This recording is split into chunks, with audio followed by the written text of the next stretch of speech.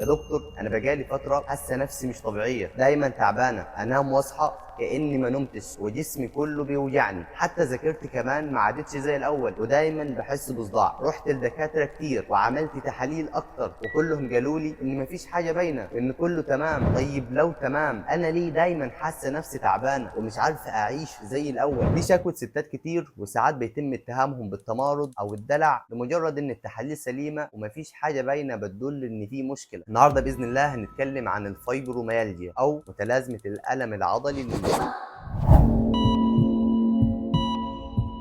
الفايبروميالجيا مش مرض بيأثر على عضو واحد، دي متلازمة بتأثر على الجسم كله تقريبا، بتأثر على العضلات والمفاصل، بتأثر على النوم. المريض يحصل له أرق أو نوم متقطع فيقول لك أنا حتى لو نمت 8 ساعات بحس نفسي كأني ما نمتش. بتأثر على المخ والتركيز وتسبب حاجة اسمها برين فوج، المريض يحس بصعوبة في التركيز، المريض يحس بإرهاق طول الوقت حتى من غير مجهود. بتأثر كمان على الجهاز الهضمي، المريض ممكن يعاني بأعراض زي القولون العصبي، ألم في البطن، انتفاخ، اسهال او امساك. كمان الالم المستمر وقله النوم تاثر في نفسيه المريض وممكن يعاني من قلق مزمن او يدخل في مرحله اكتئاب. من 80 ل 90% من حالات الفايبروميالجيا بتكون ستات، خصوصا في سن ما بين 30 ل 50. مريض الفايبروميالجيا بيحس بالالم اقوى واسرع من الشخص العادي، مش عشان عنده مشكله عضويه لكن عشان تفسير المخ للاشارات الحسيه مش مظبوطه. الجهاز العصبي المركزي يبالغ في رده فعله لاي احساس حتى لو كان بسيط. مفيش سبب مؤكد بيفسر اللي حصل ده، بس في ابحاث ونظريات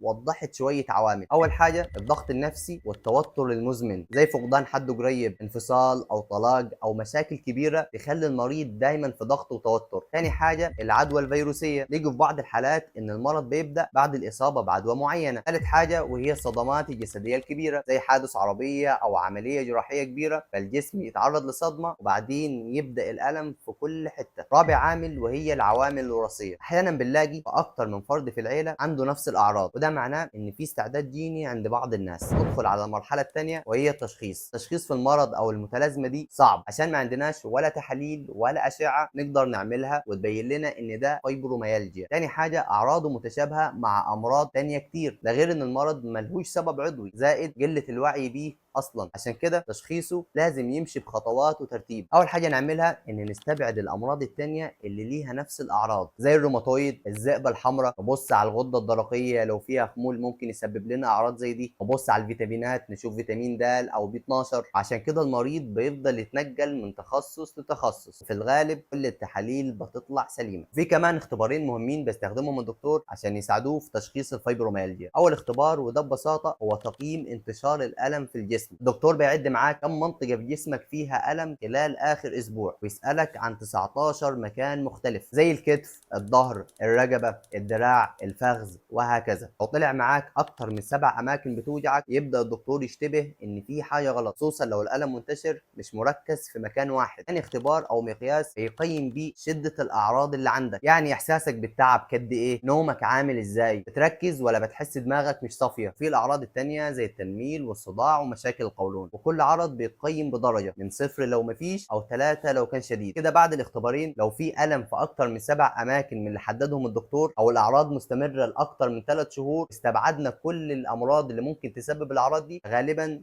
فايبروميالجيا. ندخل على المرحله الاخيره وهي العلاج. فايبروميالجيا مش مرض خطير، مش بيسبب اي تلف في المفاصل او العضلات او بيعمل تشوهات زي امراض تانية. هو مرض مزعج وبيأثر على حياه المريض بشكل كبير، وللاسف مفيش ليه علاج نهائي، وكل الادويه اللي بيكتبها الطبيب المتخصص عشان يحاول يتحكم في الاعراض. لكن مهم جدا في الفايبروميالجيا انك تفهم جسمك وتعرف ان حالتك النفسيه مهمه جدا. عشان كده حاول تخطف وقت من يومك وتمشى ببال رايق غير ما تكون ماشي وانت سرحان في هموم الدنيا. حاول تنام وتصحى في ميعاد ثابت، قلل الكافيين وابعد عن التلفزيون او التليفون قبل النوم. ولو حاسس نفسك ان عندك قلق مزمن وبدات تدخل في مرحله اكتئاب بسبب المرض، العلاج المعرفي السلوكي هيكون مفيد. ايه هو العلاج المعرفي السلوكي؟ جلسات اسبوعيه مع اخصائي نفسي مدرب وعنده خبره مع امراض الالم المزمن، فده هيكون مفيد وهيساعدك كتير باذن الله. وبس كده، يا رب يكون الحلقه مفيده، وما تنساش تشترك في القناه عشان المعلومات توصل لغيرك.